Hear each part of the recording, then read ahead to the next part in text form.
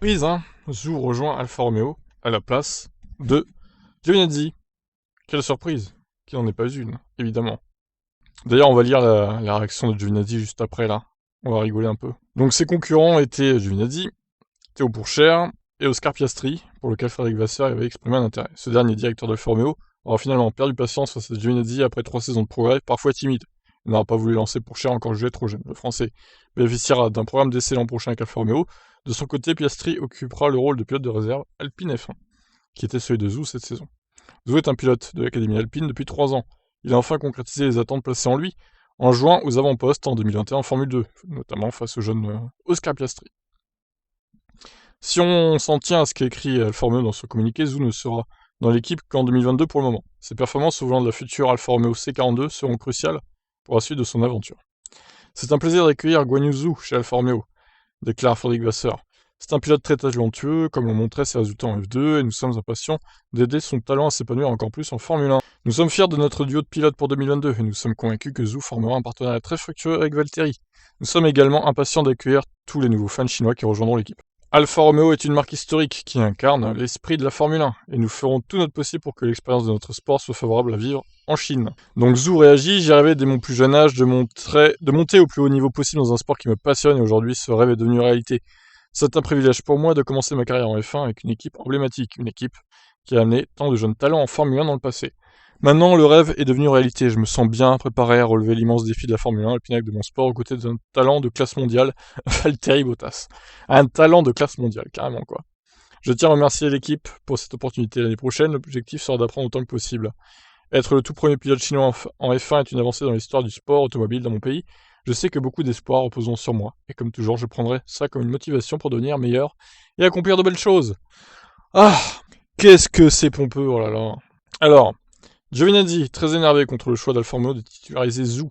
La F1 peut être aussi impitoyable lorsque l'argent dicte les règles. L'image est folle, hein, quand même. C'est bébé Giovinazzi, du coup.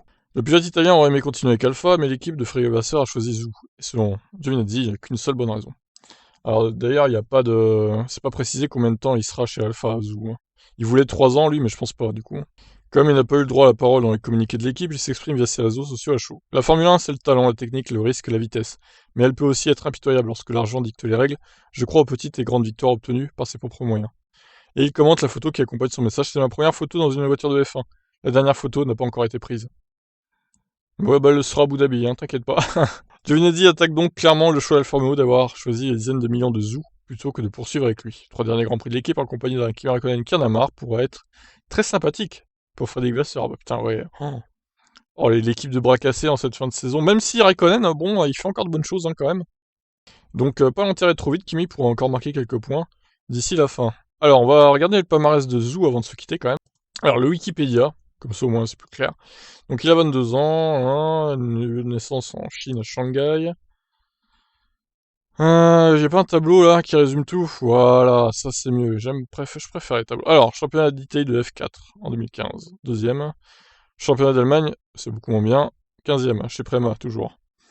Championnat d'Europe de Formule 3 en 2016, 13e. Masters de Formule 3, 16e. Toyota Racing Series, 6e. Putain, c'est pas bon pour l'instant. Hein. À part le premier et deuxième, ok, ça va, mais le reste, c'est de la merde. Hein. 2017, championnat d'Europe de Formule 3, 8e, c'est moyen. Championnat d'Europe de Formule 3, chez Prémont, encore 8e. Formule 2, Univirtuosi 2019-2020, il a fait 7e et 6e, ce qui est bof. Championnat d'Asie de Formule 3, Abu Dhabi Racing by Prema. C'est une écurie Prema, encore une des meilleures, j'imagine. Champion. Bon, là, je pense que le niveau devait pas être très élevé, on va pas se mentir. Il a refait donc une saison ensuite de F2 chez encore Univirtuosi, deuxième. Bah, après 3 ans, heureusement qu'il est deuxième, j'ai envie de dire. Et donc en 2022, il sera chez Alfa Romeo en Formule 1.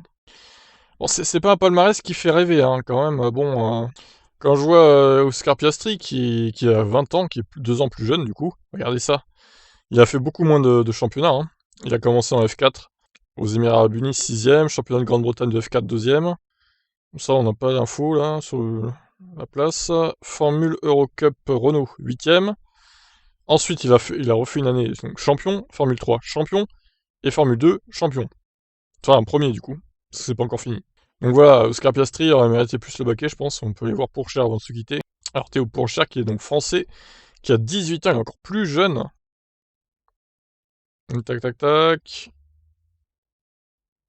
Palmarès. Ah, voilà. Championnat de F4, pilote junior.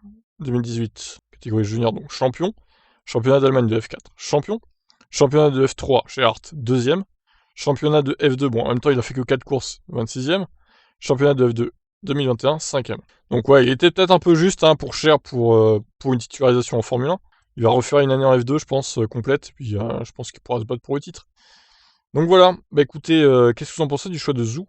Moi je dirais qu'ils auraient dû mettre Piastri plutôt que Zhou, mais bon, les millions de Zhou ont fait qu'au final, ils ont pris Zhou. C'est malheureux, mais c'est comme ça. Donc je vous laisse réagir dans les commentaires comme d'habitude. Allez, bye bye.